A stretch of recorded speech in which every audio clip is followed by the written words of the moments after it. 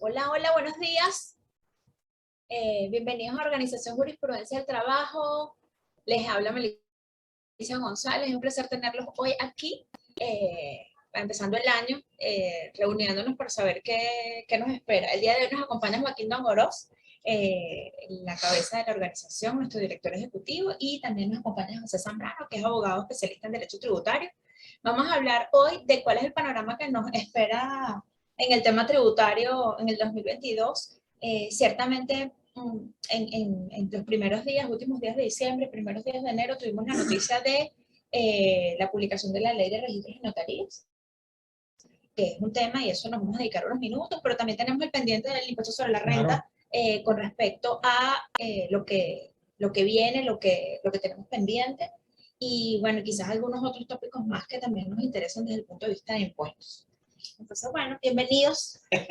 Bueno, siempre es un gusto aquí participar un ratito con todos por este medio. Bueno, mira, tal cual como lo planteabas allí, desde el punto de vista fiscal, pues hay un montón de cosas que tenemos que tener presentes durante todo el año. Pero digamos, arrancando y por lo menos el primer trimestre del año, pues con lo que tenemos que comenzar a digerir, si no nos comenzamos a preparar desde hace un ratito, lo tenemos que hacer ahorita a última hora, como la buena costumbre venezolana. Entonces, coco. El coco. Entonces, ahí viene el coco. Bueno, fíjense, es con el impuesto sobre la renta. En teoría, de acuerdo con nuestra ley, pues los contribuyentes que tienen particularmente ejercicio fiscal año calendario, pues tienen 90 días para declarar y pagar, si les da impuesto a pagar, el impuesto que les origine. Sin embargo, como tenemos los contribuyentes especiales, que somos todos básicamente en este momento de la historia. Si no somos especiales, ya nadie lo es. Así es. Entonces, como existe la regla, Meli, de los contribuyentes especiales, eso es lo que te iba a decir. Allí vamos. Es importante que desmenuzamos un poquito el tema de quiénes son los contribuyentes especiales, cómo hemos venido conociendo a los contribuyentes especiales, porque efectivamente, por ejemplo, lo hemos hecho a través de todo el año pasado, hemos hablado de los contribuyentes especiales. Nair y José han estado en este espacio bastante hablando de los contribuyentes especiales, pero tenemos también el tema allí de la unidad tributaria. Entonces es importante que como que nos explayemos un poco en ese tema, porque tenemos como una circunstancia particular en este momento. Así es, que fíjate, eso que estás comentando allí, justamente, digamos, en el segundo punto que vamos a tocar en la conversación de hoy, va con el petro. Entonces, pero bueno, en este momento no mezclemos peras con manzanas. Justamente si vamos a hablar de impuestos sobre la renta, entonces tenemos que distinguir el impuesto sobre la renta de las personas naturales y de las personas jurídicas. Dentro de ese universo también, entonces, los que son sujetos pasivos especiales versus los que son sujetos pasivos ordinarios. Y luego también, entonces, el universo de los que están dentro de la clasificación de las personas naturales, las que están bajo relación de dependencia, es decir, bajo relación laboral, y las que están por su cuenta. Entonces, ¿qué es importante allí? Que como José y Nair, por ejemplo, lo han desarrollado en otras oportunidades acá, el tema de los sujetos pasivos especiales, eso era una clasificación o es una clasificación que en su momento sí tuvo mucha importancia y relevancia, que básicamente era centrar el foco de la, digamos, administración tributaria en los contribuyentes que tuvieran mayor incidencia en la economía. Pero bueno, hoy en día, pues desde el perro calentero hasta cuando hacemos tortas en la casa, Meli, somos contribuyentes especiales. Y la razón de ser de eso es la unidad tributaria, que digamos es desde los años 90 para acá, la unidad de medida que se utilizaba para racionalizar el impacto de la inflación en la economía y por lo tanto sincerar la real capacidad económica que tenían o que tienen las personas para el momento de tributar. Entonces, bueno, lo cierto es que de unos bastantes años para acá, por lo menos de una década para acá, esa unidad tributaria no se ha ajustado o no se ha sincerado con el ritmo de la inflación, al punto que en algunos momentos de la historia, pues, nuestro, digamos, Ejecutivo Nacional y la Administración Tributaria en esa onda, hasta decir que no existía la inflación. Pero bueno, lo cierto es que está totalmente desfasada la unidad tributaria y eso hace que, por ejemplo, a la hora de hablar del impuesto sobre la renta de personas naturales que están bajo relación de dependencia, pues absolutamente todo el mundo tributa.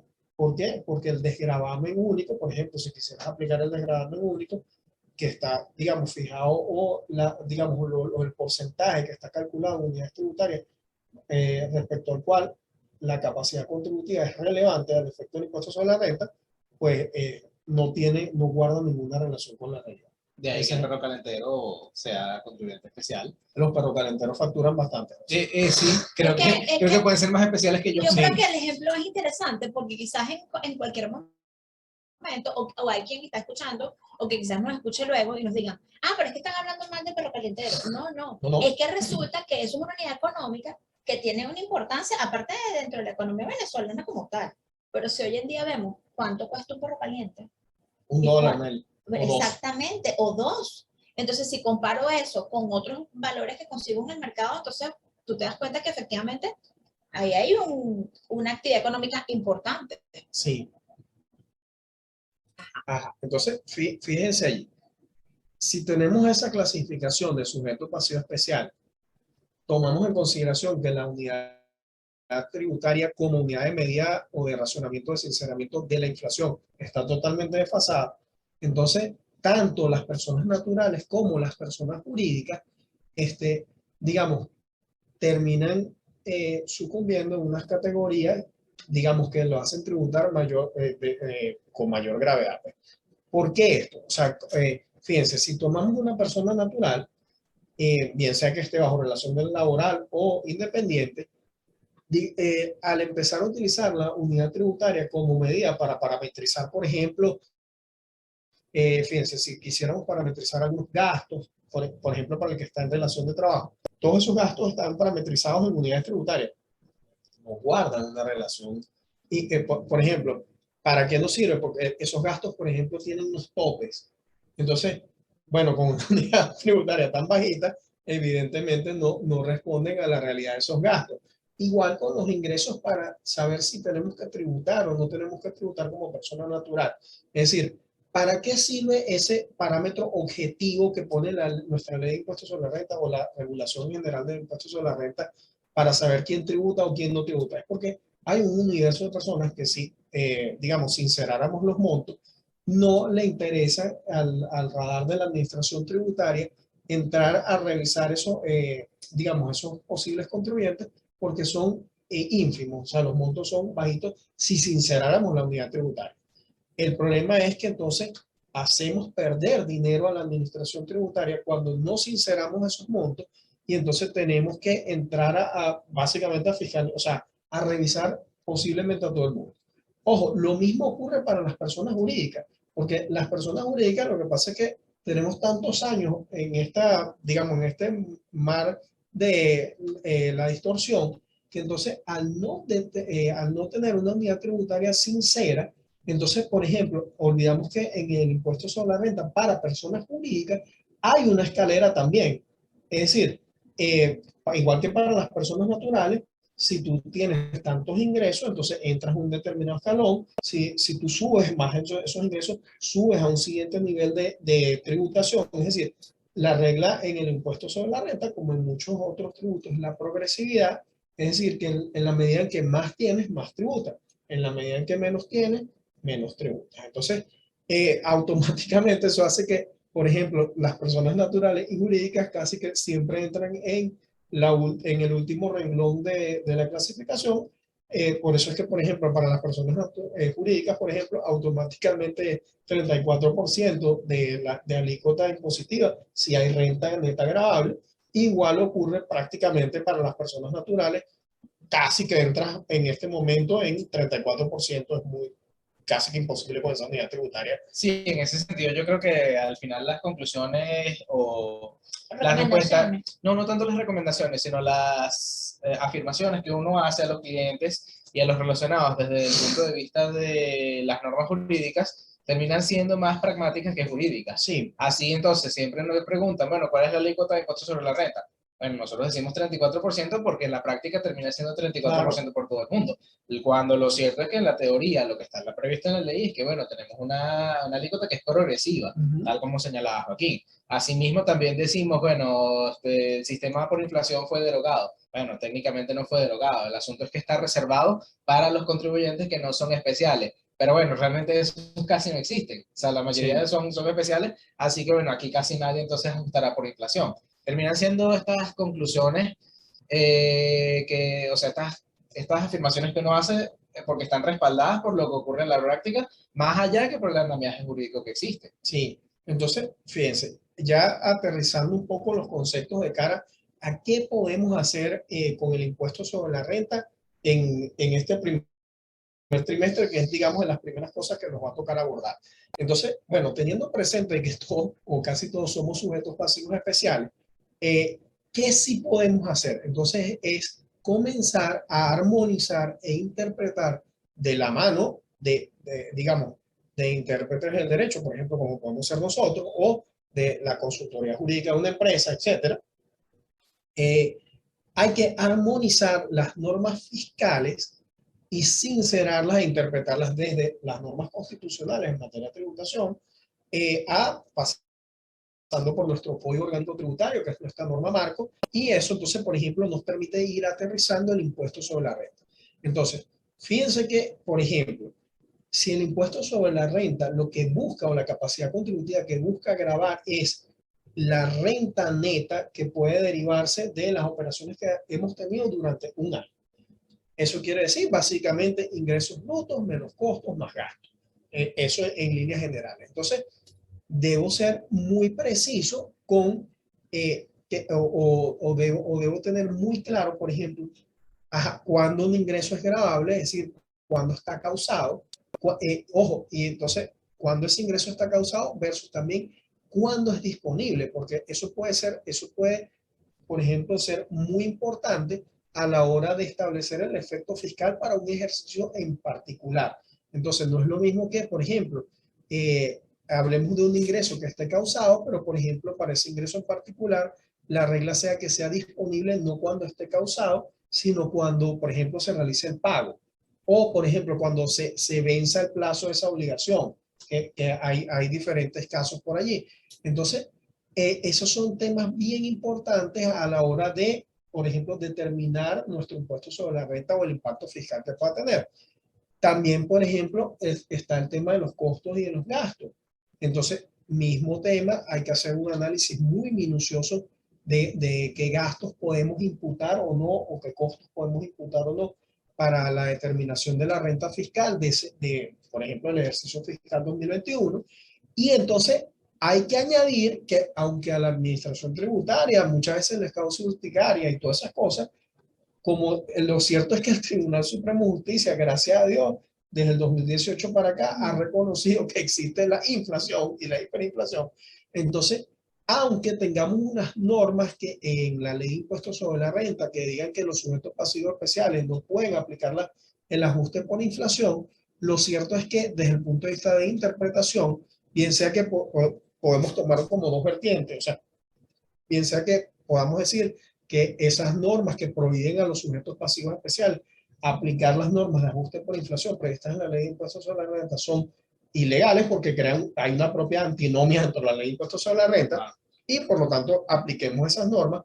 O bueno, digamos, está bien, yo no voy a aplicar las normas de impuestos de ajuste por inflación que están previstas en la regulación de impuestos sobre la renta, pero entonces puedo aplicar las normas de ajuste por inflación, por ejemplo, financieras y contables que, digamos, al efecto me va a producir un ajuste en la renta neta fiscal.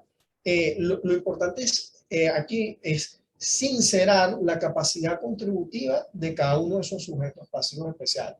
Entonces, fíjate allí, es importante entonces tener muy presente que uno siempre puede armonizar e interpretar jurídicamente esas normas, acoplarlas, comenzar desde los elementos estructurales, es decir, ver los ingresos brutos, ver los gastos, ver qué ingresos brutos pueden ser considerados causados, cuáles pueden ser considerados causados, pero por ejemplo disponibles en otro ejercicio fiscal de manera de diferir su efecto. Y luego entonces, por ejemplo, llegamos a ese último elemento que es aplicable para las rentas netas territoriales, que es el ajuste por inflación. Entonces, por ejemplo, la pregunta es, ¿podemos aplicar ajuste por inflación a la determinación del impuesto sobre la renta de los sujetos pasivos especiales? Sí, la respuesta es sí. A pesar de que tenemos unas normas que digan lo contrario en la ley de impuestos sobre la renta, porque claramente esas normas están en contraposición a los mismos elementos estructurales de la propia ley. Ni siquiera vamos a entrar con normas de contenido constitucional, sino dentro de la propia ley hay una antinomia. Por eso es que nosotros siempre decimos que en estos procesos aquí hay que estar de la mano de los especialistas. Entonces, porque siempre hay herramientas de las que disponemos, claro, para englobar todos estos procesos. Y lo que siempre decimos, que José lo decía al principio, el tema es que siempre esperamos como el último momento. Sí. Pero bueno, sin embargo, hay quienes ya hicieron su cierre fiscal en diciembre y ya están próximos a declarar. Hay quienes tienen ejercicios irregulares y entonces están como que todavía en el ejercicio. Es momento de que se asesoren, es momento de que consulten, de modo que se preparen y lleguen de la mejor forma al momento de cumplir con las obligaciones de la declaración y todo esto. Sí. Sin embargo, no quiero dejar de pasar el tema porque en estos días andaba como una noticia que yo no he podido conseguir la fuente efectivamente, pero hay quienes estaban diciendo que producto de que ahorita todos somos contribuyentes especiales y el desfase con el tema de la unidad tributaria, este año como que le tocaba declarar hasta los pensionados. Así es. Y a mí eso me produjo como mucho ruido y ayer estábamos hablando José y yo de eso. Y yo decía, ¿cómo va a declarar impuestos sobre la renta un pensionado que gana 7 bolívares? No solamente que gana 7 bolívares, sino que mi punto es el siguiente. Si yo como trabajador contribuyo en virtud, o sea, o en razón de mis sueldos y salarios, ¿cómo que el pensionado va a cobrar, va a contribuir en función de algo que no es un salario? Porque ese monto que el pensionado recibe, en mi opinión, no es un salario como tal, aun cuando esté regulado por la misma norma y establezcamos la... Justamente por la respuesta, Meli, es por la estructura del impuesto sobre la renta. Por ejemplo, para las personas naturales, digamos, en general, el ingreso bruto del impuesto sobre la renta es cualquier ingreso. Eso sí es un elemento estructural del impuesto sobre la renta. Entonces, ¿qué significa eso? Que si, por ejemplo, yo soy un trabajador y no hago otra cosa, entonces los ingresos brutos que yo recibo de forma regular son el producto de la relación de trabajo. Si yo soy, por ejemplo, una persona mayor, entonces, y ya no trabajo, sencillamente estoy jubilado, y supongamos que no recibo más ningún otro ingreso de otra fuente, sino mi ingreso viene de la pensión, fíjate que estoy recibiendo un ingreso bruto. O sea, técnicamente sí estoy recibiendo un ingreso bruto y además es de fuente regular. ¿Pues? Entonces, ¿qué ocurre? Que justamente para armonizar y para sincerar la capacidad contributiva de cada uno de esos tipos de personas, hay elementos objetivos que nos permiten entonces ir como descartando una serie de personas que no tienen una capacidad contributiva Exacto. lo suficiente como para aportar y como para cumplir con las cargas fiscales. ¿Por qué? Porque justamente la unidad tributaria es es esa medida que nos permite sincerar y racionalizar el impacto que tiene la inflación en nuestra economía. Entonces, por ejemplo, un pensionado, que además no voy a entrar aquí a hablar de que si su pensión, o sea, el monto de la pensión es ridículo, pero fíjense que aunado a que el monto de la pensión es ridículo, el monto de la unidad tributaria como parámetro para objetivizar esa situación es ridículo también. Entonces, tienes dos elementos que no están sincerados y por lo tanto te producen una distorsión. Claro. Dos elementos ridículos. Sí. Qué tragedia. Bueno, pero sin embargo, me pareció interesante como que tomar el punto y masticarlo porque de repente nos hace ver como en perspectiva otras situaciones que también están en eso, enmarcados en la ridiculez de lo que tenemos como los montos que estamos recibiendo y las herramientas que tenemos como la unidad tributaria. Pues. Claro, muy probablemente, por ejemplo, el pensionado, en este caso, que es un caso extremo, cuando tú le apliques, o sea, el ingreso, porque, a ver, eso también es un defecto de nuestra ley de impuestos sobre la renta. Para las personas naturales, sobre todo para las que están bajo relación de dependencia, aunque el Código Orgánico Tributario y desde los principios constitucionales de la tributación te dice que tú tienes que tributar sobre base cierta, lo real es que nuestras normas de impuestos sobre la renta para personas naturales derivadas de la relación de trabajo son o establecen una determinación sobre base presunta. Esa es la realidad. Entonces, para un caso tan extremo como un pensionado, muy probablemente si tú le aplicas el desgravamen único más o le aplicas los otros desgravámenes que están en la ley específicos, muy probablemente sí no quede fuera del radar del impuesto sobre la renta. Pero, digamos, quitando de lado el tema de los pensionados, si entra desde, ¿sabes? Cualquier persona que está en una tienda normal, que digamos puede tener un salario mínimo o un poco más de salario mínimo, ya cualquier profesional que está en una empresa trabajando bajo relación de dependencia, entonces allí sí tenemos un gran problema. ¿Por qué? Porque al estar desfasada la unidad tributaria, evidentemente, por ejemplo, si aplicas el desgravamen único que está dimensionado en unidades tributarias, pues es ridículo. Si aplicas los desgravámenes específicos que también están previstos en la ley de impuestos sobre la renta, entonces también vas a ver que los topes entonces no son acordes a la realidad. Y eso nos hace otra vez preguntarnos, que siempre es un cuestionamiento que nos hacemos todos los años, de que justamente si los principios generales de la tributación ordenan que la obligación se tiene que determinar sobre base cierta, entonces es la posibilidad de que entonces tú desapliques ese tipo de normas aplicables de forma presuntiva y entonces determines ingresos, costos y gastos de forma sincera. Pues como por ejemplo lo hace una persona natural que no está bajo relación de dependencia. Esa es la realidad.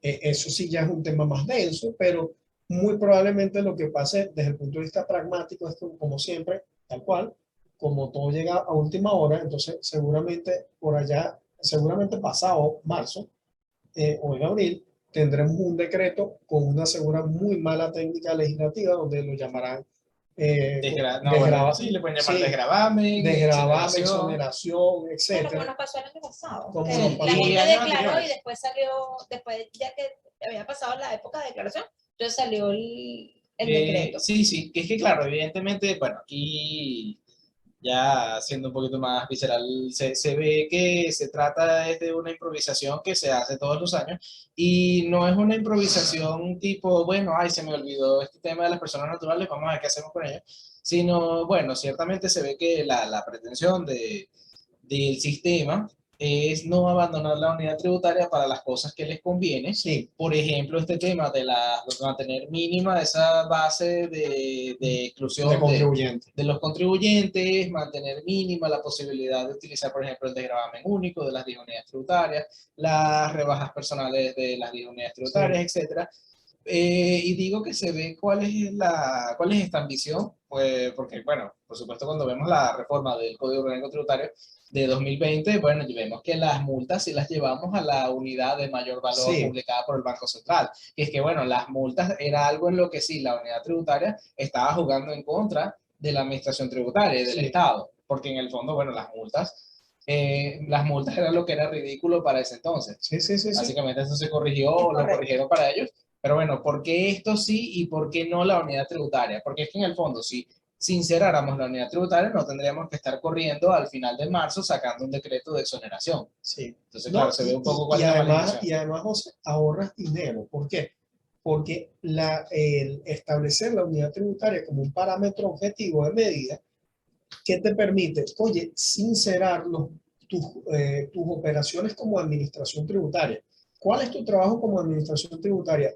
Básicamente, recaudar y controlar el tributo. Entonces, si tú tienes un universo amplísimo de un pocotón de personas, tanto naturales como jurídicas, que tú sabes que no te interesan, porque, bueno, lo puedes ver por los montos, entonces deberías sincerar la unidad tributaria para que entonces puedas establecer un panorama de trabajo desde el punto de vista ya fíjate, aquí no estamos poniendo la cachucha de la administración tributaria. Entonces, desde el punto de vista de la administración tributaria, tu trabajo es más difícil. Claro. ¿Por qué? Porque no hay sinceración de los valores objetivos ¿No? Y para entonces tienes determinar. un universo gigantesco que revisar en vez de ocuparte efectivamente de aquellos contribuyentes que deberían ser tu norte. Y comprometes la recaudación eficiente, que es uno de los principios constitucionales de la tributación. Es correcto. Sí, pero ya que llegamos en este punto y ustedes hablaban de eso, de la necesidad de sincerar algunas cosas y de que sí lo han hecho en algunos instrumentos y otros no, entonces arrancamos 2022 con la ley de impuestos, la ley de notarías, de registros y notarías. Sí. Y nos conseguimos allí con un escenario bien particular. Pero se le fue la mano con esa sinceración. Sí, sí, fíjate que allí justamente, para que cerremos acá la idea y pasemos a la ley de registros y notarías. Impuestos sobre la renta es, digamos, ahorita el primer punto de ataque que tenemos que afrontar todos los contribuyentes. El primer coco. Exacto, el primer coco que nos viene por allí. Entonces, y particularmente para los sujetos pasivos especiales cuyo RIF termina en 1 y 2, que tienen hasta el final de este mes para... Eso que dijo Joaquín, de los 90 días después de hacer el ejercicio, bueno, matizado. Exacto. Esa es, por ejemplo, una de las distorsiones que ocurre con el tema de los sujetos pasivos especiales. Que entonces, ese plazo de 90 días que tienes para determinar y liquidar el tributo si te da impuesto a pagar, pues termina siendo un plazo muchas veces mucho menor, porque, por ejemplo, tienes estos contribuyentes con año calendario que su RIF termina en 1 y 2, bueno, tienen un mes para pagar. Puede pasar que el calendario pues, te regale 2, 3 días o que te reserruche 20 días. Sí, sí, porque Exacto. también hemos tenido casos en donde esos contribuyentes que les toca enero especiales, pues a veces han tenido que declarar los primeros 5 o 10 días del mes.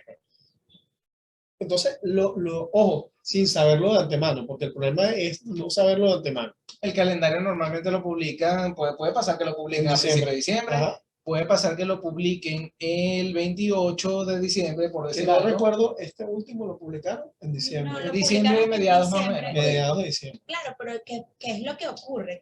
Que vamos y seguimos sumando a este ejercicio extraño de que uno no entiende bien qué es lo que la administración persigue. Que primero entonces empieza a circular la información, entonces andaba corriendo el calendario por los WhatsApp de todo el mundo. Entonces yo siempre me burlo y digo, tenemos una gaceta del WhatsApp porque no está en ninguna parte. A veces Twitter es más efectivo que Gaceta Nacional. Y entonces tiene, exactamente, entonces tienes la información allí, pero no sabes si es real, si no es real, si la van a modificar, si cuando salga en la Gaceta tiene una modificación, porque lo hemos vivido. Y pasa con mucha frecuencia también que, bueno, la Gaceta puede tener fecha, por ejemplo, la de registro de notaría, que ya vamos por allá, pero a los efectos de Gaceta Oficial, bueno, la fecha es 16 de diciembre, pero eso es mentira que eso estuvo circulando el 16. No, es mentira. O sea, nadie tiene la Gaceta normalmente la fecha en la que supuestamente. Exactamente. Entonces, fíjense allí, impuestos sobre la renta. ¿Qué tenemos que tener presente ahorita para abordar este tema? Entonces, bueno, uno, si eres persona natural y, por ejemplo, eres un comerciante independiente, pues seguramente eres sujeto pasivo especial, podría ser, Pero fíjense, ahí lo primero es que no, la calificación de sujeto pasivo especial tiene que ser a través de una designación de la administración tributaria. Es decir, si no te han calificado, no eres sujeto pasivo especial, tanto persona natural como jurídica. Entonces, eso primero por allí. Si ustedes no lo han calificado como sujeto pasivo especial, entonces respire profundo, todavía no entraba en ese dolor de cabeza. Si ya usted fue calificado como sujeto pasivo especial formalmente por el CENIAT, entonces en esos casos, pues tenga presente que si es persona natural, entonces si está bajo relación de dependencia, pues se va a topar con todos estos problemas de la distorsión de la unidad tributaria. Si es persona natural independiente, entonces sí va a poder hacer una tributación un poco más sincera. Ahora, si es persona jurídica, entonces tenga en consideración que puede aplicar las normas de ajuste por inflación. Y también otra cosa que tenemos que tener muy presente, tanto para personas naturales y jurídicas, a la hora de determinar nuestra renta neta agradable, es los activos y los pasivos en moneda extranjera. Que como sabemos, por lo menos tenemos un proceso de dolarización bastante avanzado en nuestro país. Entonces, hoy en día, hablar de divisas es mucho más común que hablar de los bolívares. Y aunque nosotros tengamos que traducir esos saldos en bolívares para, digamos, hacer la determinación, lo cierto es que si tenemos activos y pasivos en moneda extranjera, entonces también tienen unas reglas de disponibilidad distintas y, por supuesto, producen un efecto al cierre del ejercicio fiscal. Entonces, eso es bien importante que lo tengamos presente allí, porque si bien ese proceso de dolarización ha ido avanzando, al principio es de una forma rudimentaria y también desde un punto de vista bastante informal, lo cierto es que como estamos bastante avanzados en ese proceso, cada vez hace más, digamos, imperante que entonces sinceremos nuestros estados financieros y tengas que colocar activos y pasivos en moneda extranjera. Y entonces establecer los efectos que eso produce, tanto desde el punto de vista financiero como desde el punto de vista fiscal. Sí, esto yo creo que es una invitación un poco a superar aquella visión de comerciantes, digamos, de menor magnitud, que es que, bueno, los estados financieros sencillamente es una herramienta con la cual declaran y pagan los impuestos. Sí.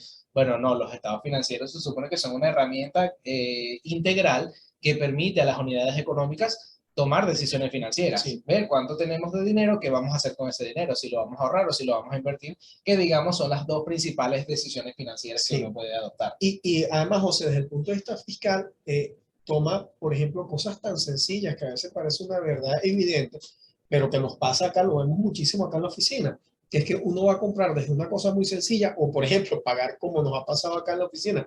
A veces le pagamos a un proveedor en moneda extranjera, y entonces el proveedor, cuando le pagamos en moneda extranjera, cree que porque le estás pagando en divisa, entonces no tiene que generar factura.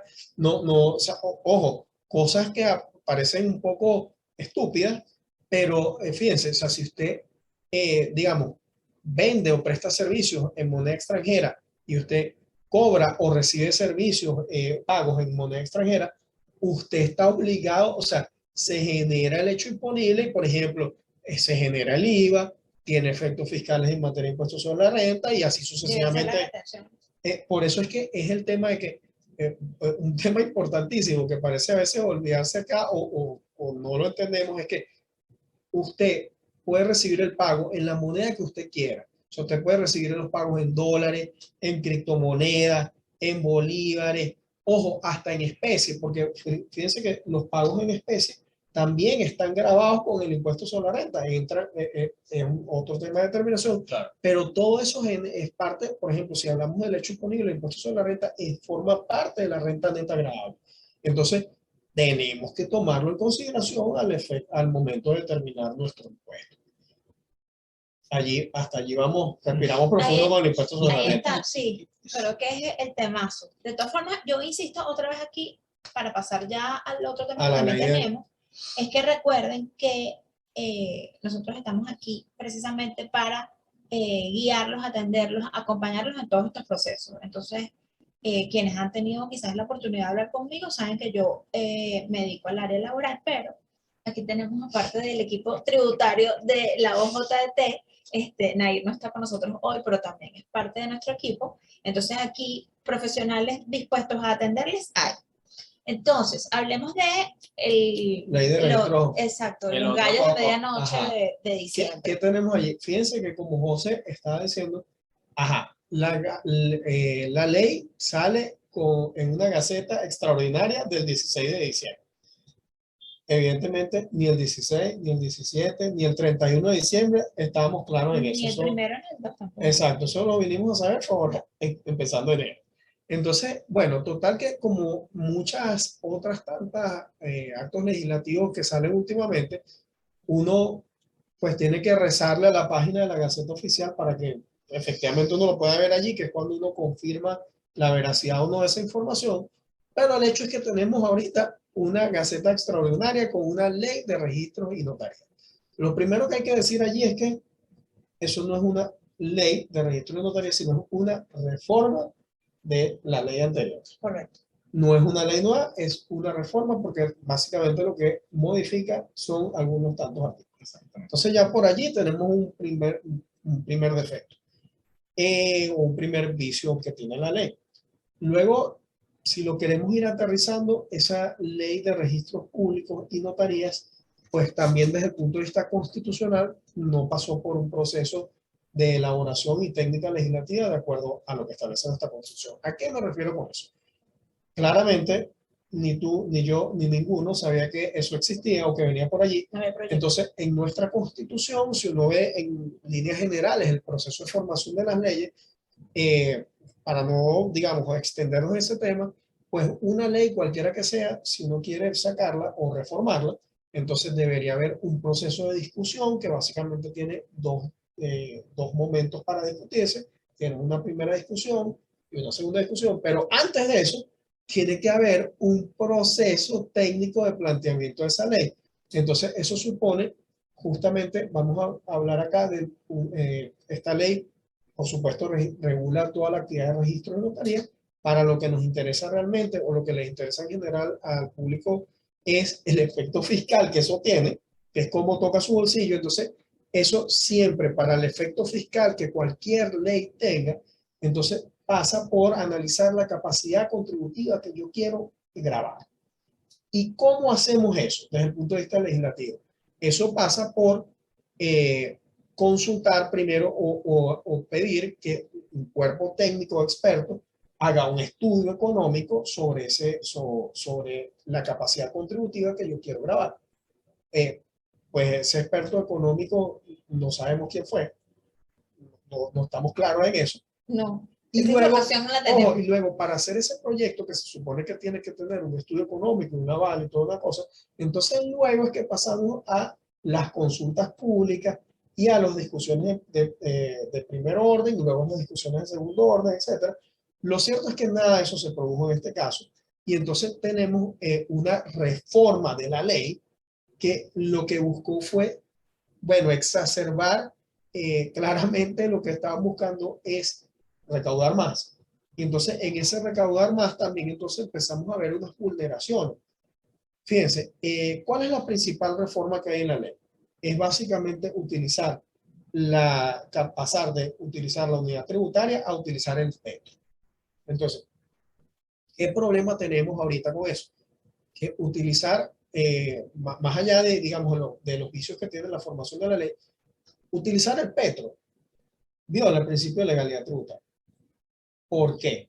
Porque primero el petro el petro es un animal que todavía no entendemos muy bien, es un criptoactivo que hoy en día está más claro que no es una criptomoneda, pero sí sirve o el gobierno lo ha utilizado como una unidad de cuenta, una unidad de medida. Entonces, el problema está en que los tributos tienen que cumplir con el principio de legalidad. ¿Qué significa eso? Que los tributos solo se crean, modifican o extinguen por ley. Y al crearlo o modificarlo, los elementos estructurales del tributo, es decir, el hecho imponible, la base imponible, y ahí entiéndase la definición de los sujetos, del objeto, o sea, incluso las alícuotas. Fíjate que, por ejemplo, el petro lo están utilizando como unidad de medida. Entonces, todo eso tiene que estar determinado por ley. Entonces, ¿qué ocurre? ¿El petro quién lo establece? ¿Quién lo creó? Estaba hecho por decreto presidencial en el Ejecutivo Nacional. Exactamente. Entonces, Que dijo, esto es el petro y va a funcionar así. Exactamente. Entonces, la primera pregunta que tenemos que hacernos allí para ver todo este impacto que tenemos acá es justamente el Petro. Cuando hablamos del white paper o de los papeles de creación del Petro, eso white paper obviamente no lo hizo la Asamblea Nacional, No. lo hizo el gobierno. Entonces, significa que, por ejemplo, al utilizar el Petro como unidad de medida en nuestra ley de registro público y notaría, en vez de la unidad tributaria, entonces ya ahí estamos vulnerando, ya de entrada de cajón estamos vulnerando el principio de legalidad. ¿Por qué? Porque estamos utilizando un elemento o una medida que no está previsto en una ley. Es decir, el Petro es algo que está creado por el Ejecutivo Nacional. Entonces ya ahí tenemos la primera gran vulneración del principio de legalidad.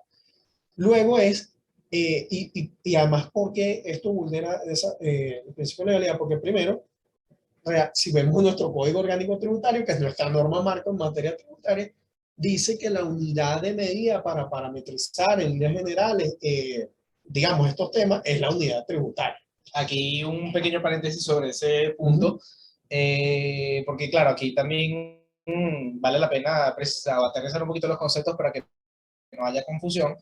Ciertamente, bueno, se podría preguntar, bueno, la unidad tributaria también la fija la administración tributaria. Sin embargo, ¿qué pasa? El Código Orgánico Tributario prevé que la unidad tributaria, como medida, como unidad de medida de determinación aritmética de obligaciones tributarias, sanciones, etcétera, se forma sobre la base del informe que presenta la Comisión de Finanzas de la Asamblea Nacional, es decir, el órgano legislativo, con vista a los índices de inflación publicados por el Banco Central de Venezuela, que es un ente sui generis de la Constitución, es autónomo, etcétera, y el Instituto Nacional de Estadística. Entonces, claro, la unidad tributaria ciertamente la determina el Poder Ejecutivo por medio del Ministerio de Finanzas y por medio del CENIAT, pero lo hace sobre un andamiaje legislativo. Hay suficiente control legislativo para la unidad tributaria, es a que, diferencia del Petro. Exacto, esa es la primera gran diferencia. Y ahí da en el clavo, José, porque justamente en los años 90, a principios de los 90, cuando, bueno, empezamos a ver mucho los efectos de la inflación en la economía venezolana.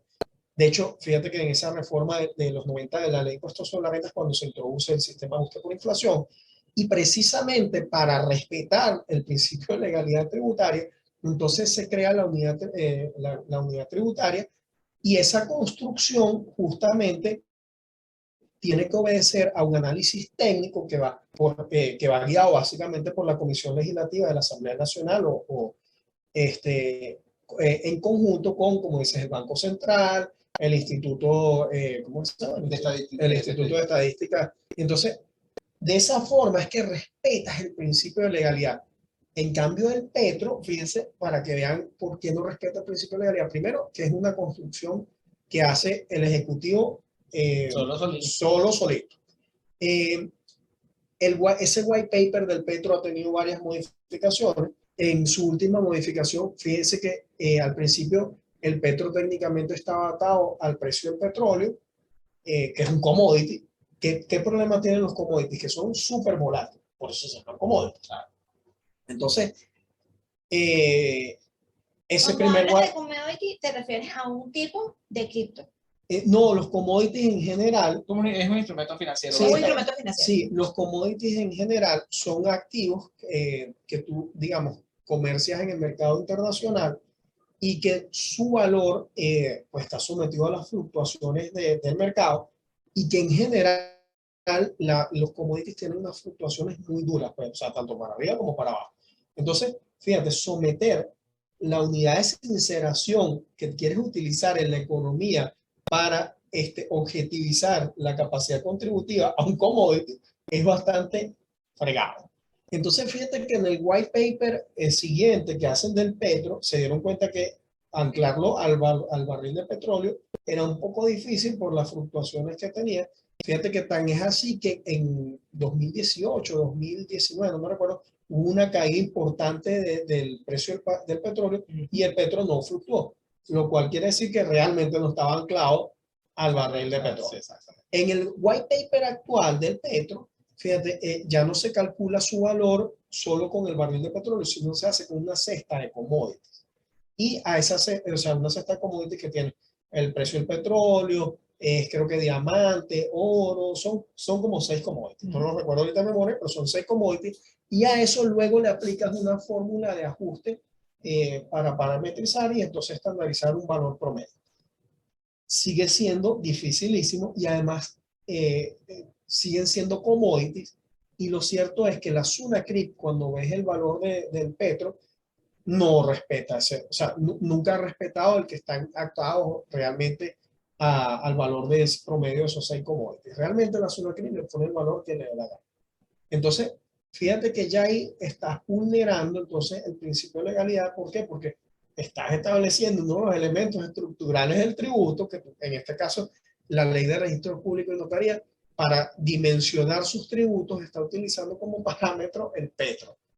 Yo voy a hacer una pregunta un poco desde, ¿cómo que dice? Desde el no manejo de la tecnología, de la terminología que estás utilizando hasta ahorita. Si bien nos queda claro que entonces el petro no cumple, como que dice, las especificaciones para ser la unidad de medida del establecimiento de los tributos que estamos pagando, y en este caso hablamos específicamente de la ley de registros y notarías, no quiere decir que no lo podamos utilizar para otras cosas. ¿Por qué estoy diciendo esto? Porque quizás hay un grupo importante de las personas que nos están escuchando que manejan todo lo que tiene que ver con el tema financiero como tal, pero quizás no todos. Entonces, por ejemplo, nosotros hemos insistido mucho en el tema de los tipos de moneda y del concepto de la moneda de curso legal, y siempre ponemos como un ejemplo que el petro es parte de esa esfera. Pero aquí lo que hay que determinar es que estamos hablando del petro no como una moneda, sino como una unidad de cuenta. Y más aún para el tema tributario. Ese es el problema. Eso yo creo que hay que... Ahí es, exactamente, tienes toda la razón. Fíjate que, por ejemplo, yo trabajo, imaginemos una persona que trabaja en algún organismo público, un ministerio, el Banco Central. Por ejemplo, me pueden establecer en mi paquete laboral que parte del paquete me lo paguen en petro. Claro. Sí es posible. ¿Por qué? Porque el petro es una unidad de cuenta, etcétera. También es una unidad de valor con muchos bemoles y toda la cosa. Lo que sí es cierto es que el petro, desde su creación hasta ahorita, sí permite extinguir obligaciones. Es decir, por ejemplo, si usted tiene banca pública, una cuenta en banca pública, puedes pagar cosas con petro. Eso sí es cierto. Ahora, el problema está en utilizar el petro como una unidad de medida del hecho imponible de algún tributo. Sí, la razón aquí creo que es, digamos, vinculada a la naturaleza de las relaciones jurídicas que están involucradas. Por supuesto, en una relación laboral, bueno, veámoslo una relación de derecho privado, bueno, es razonable y es aceptable y no tiene mayor inconveniente establecer un pago en petro, porque bueno, puede variar, etcétera, porque es que claro, una relación de derecho privado no está sujeta a las mismas parámetros que una relación de derecho público y sobre todo una relación tributaria. ¿Qué se supone relación tributaria? Es la mayor diferencia. Claro, porque es que en el fondo, ¿qué pasa? La relación tributaria tiene este problema, esta delicadeza tal, que es que, bueno, estamos hablando del gigante contra el pequeñito. Exacto. Y no es que uno paga los tributos porque uno quiere, ¿sí? A diferencia del salario en petro, por decir algo, que es algo que el patrono voluntariamente ofrece al trabajador y el trabajador voluntariamente acepta. Nosotros no pagamos los tributos porque queremos, pagamos porque tenemos que pagar. Exacto. Y fíjate allí, José, que una cosa es el pago del tributo y otra cosa es dimensionar la capacidad contributiva del tributo utilizando el petro como unidad económica. ¿A qué me refiero, Meli? Por ejemplo, yo hago mi cálculo de impuestos sobre la renta, o en este caso estamos hablando de registros públicos y notarios. Vamos a hablar, por ejemplo, de la tasa por procesamiento de documentos. Digamos, hay muchos ejemplos que podemos tomar de esta reforma de la ley, pero desde el punto de vista práctico, seguramente lo que más le va a interesar a la gente, por ejemplo, es la tasa por procesamiento de documentos, que si mal no me recuerdo, en esta reforma de la ley tiene unas bandas, que ojo, hay que esperar a que el SAREN las aterrice, lo cual vulnera más todavía el principio de legalidad. Pero esa banda va, Meli, de 0,6 petros a 2, no mentira, es 0,6 a 2, no, 0,6 3% a 2%, una cosa así es. Sí, creo que sí, va por el estilo. Entonces, fíjense, ¿qué produce eso? Un aumento de la capacidad contributiva exponencial. Ahora, supongamos que yo proceso mi documento y toda la cosa, imaginémonos en un universo estándar, y eso me da, no sé, $1,000 a pagar por ese de tasa. Una cosa es que yo pague $1,000 con Petros, y otra cosa es que me utilices el Petro como unidad de cuenta para el hecho imponible del tributo. Esa es la gran diferencia. Entonces, ¿yo puedo utilizar el Petro como unidad de pago? Claro que sí. O sea, de hecho, las criptomonedas en general, los criptoactivos, lo que o sea, están llamados a hacer es facilitadores de pago de las obligaciones, como que pagues en euros, en dólares, etc. Como ahorita cuando vamos para la bomba de gasolina, podemos pagar en Ajá. bolívares a través de la tarjeta de débito, podemos pagar en divisa a través de el pago en efectivo y podemos pagar en Petro. Sí. No en todas las bombas, pero sí en algunas. Entonces, el gran problema es que, fíjense, utilizar el Petro es claramente vulneratorio del principio de legalidad tributaria y además desde el punto de vista práctico, que lo vamos a ver ahora o lo vamos a empezar a digerir, digamos, seguramente estos primeros 6 meses, es que produce un efecto distorsión. O sea, ahí no hubo estudio económico de ningún tipo.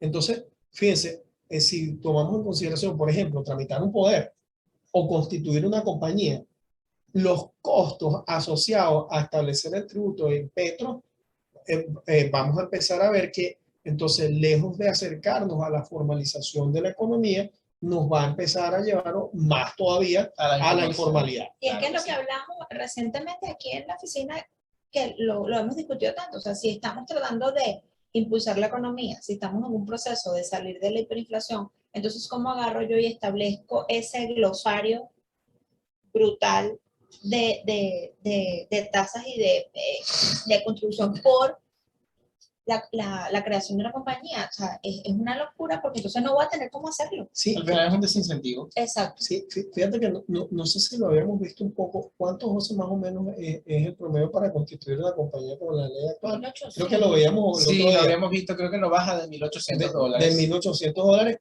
Ojo, considerando que el petro no fluctúe. Considerando que el petróleo. Sí, el petro ha estado más o menos estable entre $56 y $60 en Eso es el lo último mínimo que tiempo. podrías pagar. Entonces, ¿cómo hace alguien que está emprendiendo un negocio que quiere? Claro, por eso es que te aleja de la formalidad y te lleva a la informalidad. Entonces, ¿qué va a ocurrir? Que muchas de las operaciones, o sea, salvo que se recapacite y se eche para atrás esta ley, te va a llevar a que muchas de las operaciones que ocurren en la economía no pasen por el sistema formal y entonces solo las vas a pasar por el tamiz de la formalidad en la medida en que te interese. Es decir, por ejemplo, te interesa adquirir un inmueble, bueno, o sea, es un costo que vas a tener que considerar a la hora de comprar o vender un inmueble. Exacto. Ahora, dentro de lo que dices, es importante aclarar lo siguiente.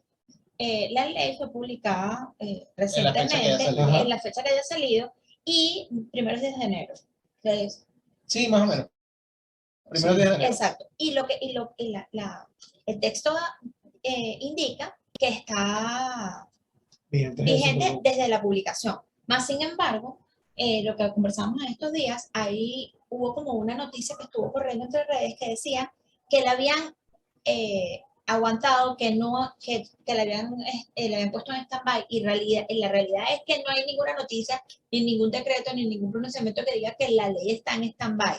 Lo que ocurre es que estamos a la espera del instructivo que debe ser desarrollado. El SAREN. Sí, porque al final, mientras el SAREN no publique este instructivo y no diga en concreto cuál es el monto de la obligación tributaria, bueno, esta obligación tributaria está incompleta. Sí. Realmente ya es defectuosa por todas las cosas que hemos conversado hasta ahora, pero hasta que no se indique expresamente cuánto es la tasa concreta, no estamos obligados a esa tasa. O sea, por una cuestión elemental de derecho a obligaciones. Eso es importante que lo tengamos en con lo cuenta. cual el SAREN, en las diversas formas que usted esté haciendo trámites, si bien sea una notaría o en un registro, debería determinarle la obligación tributaria como lo venía haciendo antes de esta nueva ley. Lo cual tampoco está muy claro cómo Sí. lo venía haciendo, porque bueno, a lo mejor uno ve un poquito más de estabilidad en un registro mercantil. Sí. Escribes la compañía y te ponen las tasas y uno Ajá. revisa más o menos la ley de registro de notaría antigua y más o menos se Más o corresponde. menos, igual con las notarías también. Vamos a un registro inmobiliario y la cosa es completamente distinta. Bueno, podemos pagar desde $1.000 en tasas hasta $26.000,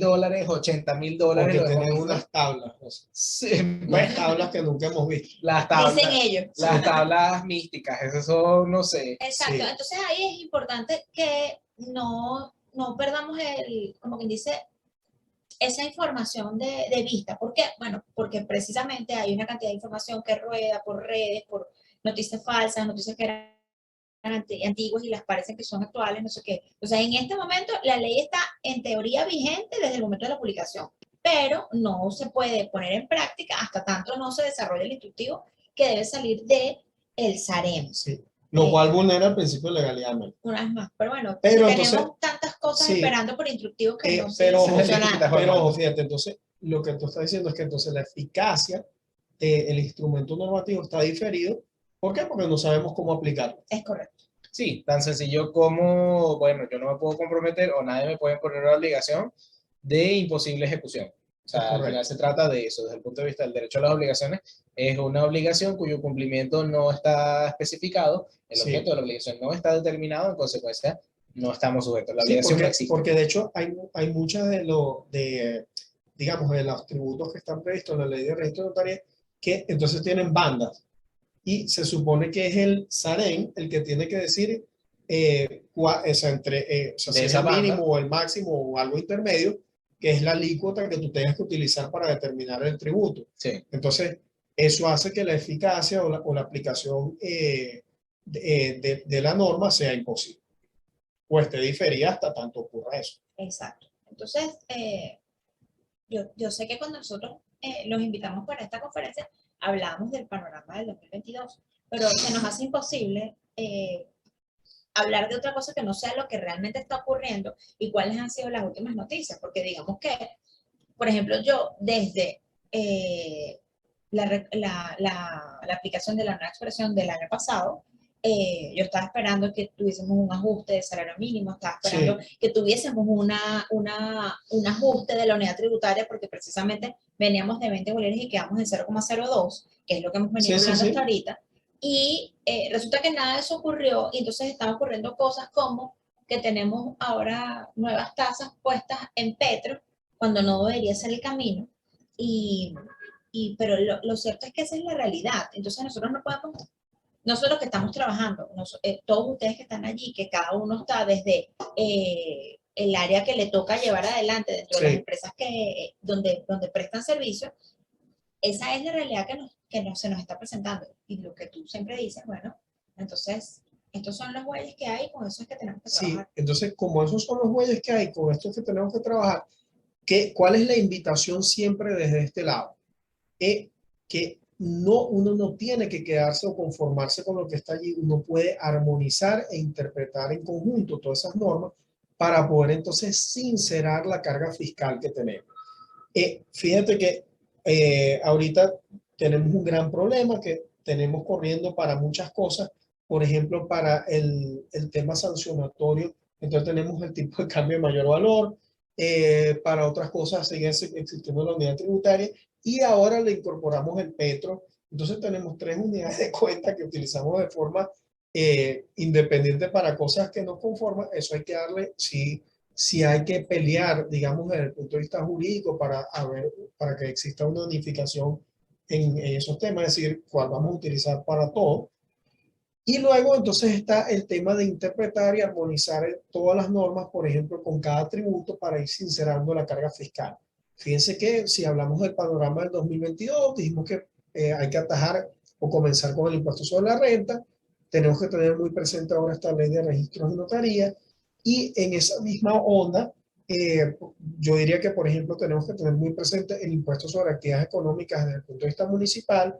Tenemos que tener muy presente el aporte de ciencia y tecnología y el de drogas también, diría yo, y sin contar el chorro de contribuciones para fiscales. Pero, digamos, si quisiéramos atajar en ese punto, por ejemplo, ahorita también el impuesto sobre actividades económicas, que es de su ejercicio fiscal, es año calendario, entonces también todas estas cosas van a tener impacto. Fíjense qué cosas puede tener impacto, como tenemos una dolarización muy avanzada, eso muy posiblemente las administraciones tributarias quieran generar un efecto fiscal sobre eso. Entonces, allí sí, aquí sí tenemos que decir que el ingreso o la noción de ingreso bruto del impuesto sobre actividades económicas no es la misma que la del impuesto sobre la renta.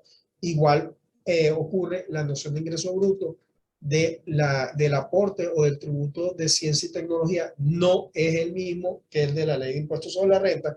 Entonces, aquí sí hay muchas consideraciones que podemos hacer. La primera es que, por ejemplo, para el impuesto sobre actividades económicas, el diferencial cambiario no es un ingreso bruto gravable a efectos del impuesto sobre actividades económicas. ¿Por qué? Porque básicamente no es el producto del giro ordinario de mi actividad. Es decir, eso, el ingreso, el diferencial cambiario es producto de una técnica legislativa, es producto de la disparidad o la diferencia que hay entre el bolívar y una determinada moneda que yo esté recibiendo. Entonces, todos esos diferenciales cambiarios, por ejemplo, no forman parte de, el tributo del impuesto sobre actividad económica o de ciencia y tecnología. Fíjense que eso parece como una verdad evidente, o a lo mejor no lo tenemos muy presente, pero dejen que hagan su determinación del impuesto sobre actividad económica o de ciencia y tecnología y verán que les puede dar una distorsión inmensa. Entonces, allí sí hay que tener muy presente esos temas. Hay que tener muy presente cuál es el hecho imponible y los elementos técnicos de cada tributo a la hora entonces de armonizar y ver en conjunto nuestra carga tributaria. Esa es la invitación para este 2022. Si bien el proceso de dolarización lo aplaudimos y lo aceptamos, entonces eso entonces nos lleva a sincerar digamos, las operaciones económicas que estamos realizando y por supuesto eso tiene un mayor impacto fiscal. Bueno. Dolor de cabeza, ¿no? No, dolor de cabeza no, mucho trabajo. Gracias a Dios. Mucho trabajo porque efectivamente nos toca, bueno, lo que tú estás diciendo, o sea, nos toca sentarnos a ver la fotografía completa. Sí. Entonces, yo siempre, lo hemos dicho mucho cuando se ha acercado el momento del impuesto de los grandes patrimonios, que, bueno, quizás También. eso lo tenemos para final de año, pero es una cosa que tenemos que tener en cuenta desde ya, porque entonces después corremos el último mes, es terrible, y yo lo digo porque para mí esto es complicado. Yo trabajo dentro de tributaristas y no lo soy, entonces es como un súper reto, pero cuando llega el momento de las declaraciones, entonces empieza todo el mundo a correr, entonces no vamos a correr, vamos a empezar a hacer las cosas con tiempo, vamos a buscar dónde están las dudas, nosotros hemos hablado del impuesto de ciencia y tecnología del aporte. Es un tributo. Es un tributo, sí. ok. Lo puedes llamar aporte. Lo puedo como llamar, tú quieras, exacto. Entonces, hemos hablado en varias ocasiones en estos espacios al respecto y los invitamos a que estén pendientes de nuestras otras conexiones. Tenemos varios talleres, Nagui tiene varios talleres que se refieren a estos temas. ¿Para qué? Bueno, para que empecemos a manejar las herramientas precisamente para atender eso que nos indica Joaquín, que es el tema de irnos armonizando, ir tomando en cuenta todo lo necesario para que al final, cuando nos toque declarar, pues lo hagamos Sí, de la mejor la manera invitación posible. para este 2022 y para todos los años es, oye, si el proceso de dolarización ha avanzado tanto y hay una sinceración de la economía, entonces usted tiene que preocuparse ahora por la sinceración de su carga fiscal. Exacto. Entonces la invitación es hacer un análisis o un estudio de toda la carga fiscal que le pueda afectar a su empresa y empezar a tomar en consideración la interpretación y armonización tributaria que le permita sincerar y optimizar el pago de sus impuestos. Porque lo que es cierto es que nos guste o no nos guste, hay que pagar. Exactamente. No estamos diciendo que hay que pagar todos los millones. No estamos diciendo que usted tiene que dejar de comer para pagar, pero Sí. usted tiene que hacer el ejercicio porque hay que declarar y hay que pagar. Pagar poquito, pero pagar. Sí, hay que sincerar las cargas fiscales. Exacto. Sí. Entonces, eso es importante porque después entonces vienen los procesos de fiscalización, vienen los procesos y nos quedamos entonces entrampados en una realidad que no es la que nos interesa. Entonces sí, tenemos que concluir cosas porque deberíamos ir como despidiéndonos. ¿Qué vamos a concluir, Ojos? Bueno, yo creo que lo principal aquí es que, bueno, el panorama que viene en 2022 es es ciertamente este panorama de sinceración, ya que, bueno, ha habido, digamos, una pretensión de sinceración del tema fiscal por parte del Estado. Se le fue la mano, insisto, un poco con este tema de la sinceración, pero bueno, por supuesto, entonces la invitación es a uno, pues, ponerse serio con el tema de los tributos, ponerse serio con el Sí. tema de la carga fiscal. Creo que esa es correcto, la es conclusión correcto. principal. Hay economistas que han dicho con mucha vehemencia y credibilidad en lo que están planteando, que hemos venido experimentando un cese de la hiperinflación. Hay quienes dicen que de aquí a abril va a cambiar, digamos que exponencialmente esa situación. Entonces, bueno, es posible que los ingresos empiecen a mejorar y nuestros números cambien de rojos a azules. Entonces es importante que, como que dice, tomamos en cuenta todos estos detalles para engranarlos en ese proceso. Así es, Meli. Aquí la invitación es que qué bueno que ahora haya libre circulación de las divisas en el mercado. El tema es que tenemos que reflexionar y entender que el que uno cobre o reciba pagos en moneda extranjera o tenga pasivos en moneda extranjera, todo eso tiene que ser sincerado desde el punto de vista fiscal. Es correcto, es correcto. Bueno, yo creo que hoy por hoy nos vamos a despedir. La semana que viene, el miércoles, tenemos otra actividad similar a esta, pero vamos a hablar desde el punto de vista laboral. De repente invitamos a José para que nos acompañe también y podamos verificar eventos tributarios y Claro. laborales juntos. Pero no, lo que les quiero decir es que estén atentos, como les dije, para la semana que viene tenemos el panorama tributario, el panorama laboral del 2022 y estamos ya como que armando las próximas, los próximos temas que vamos a desarrollar ya para el mes de febrero. De más está decirles que, por otra parte, estamos con toda nuestra programación del mes de enero online por un tema de virus y tal, no sé qué, entonces están pendientes de la programación. Lo que teníamos pautado para presencial lo vamos a tener online y ya para febrero esperamos retomar nuestra actividad normal. De más está decirles que estamos activos por redes sociales, Instagram y Twitter, OJT Online, y también está nuestro canal de YouTube, donde pueden revisar el contenido de hoy y otras conferencias que hemos tenido con estas mismas características. Bueno, muchísimas gracias a todos por asistir. Hoy nos despedimos, nos vemos la semana que viene. Cuídense mucho. Gracias por todo. Aquí nos están despidiendo. Aquí nos dicen gracias a todos por conectarse con nosotros y mantenerse hasta el final. Bueno, muchísimas gracias a todos. Que tengan un feliz día.